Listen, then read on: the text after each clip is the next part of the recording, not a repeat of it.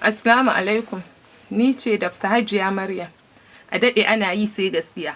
Ga sabulan gyaran jiki 3 days insha Allahu za ka yi kyau, ƙuraje wani abubuwa duk da ke fatan kaka da ƙyafsi da sauransu yana cire su. Ga nan kwana 3 ka canja ba sai ka ɓata kuɗinka da bleaching da wani abu ba. Ga tsimin gyaran jiki na ƙara ni'ima. Ga gumbobi na wa'innan gumbobi ne shi kuma wannan tsimi ne sewoyi ne har maganin slimming yana yi.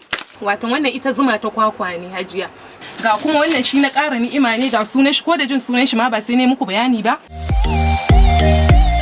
Ga maganin gyaran breast na ruwa kenan wanda bai san dame-dame ga sunan.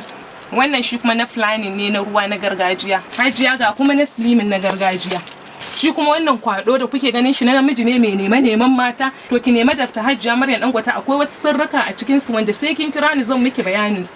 Maganin ni'ima kenan wannan da kuke kallon shi, yana wanke dattin mara. Shi kuma wannan da kuke kallo maganin hisop ne, wannan na gyaran breast ne, ina wadda za ta yayi, ina bazawara budurwa to ta nema Dr. Hajiya Maryam.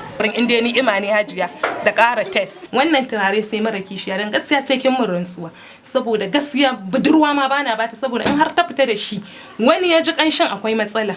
Assalamu alaikum, ni ce Dr. Hajiya Maryam, mai magungunan mata na gyaran jiki da ke garin Kaduna.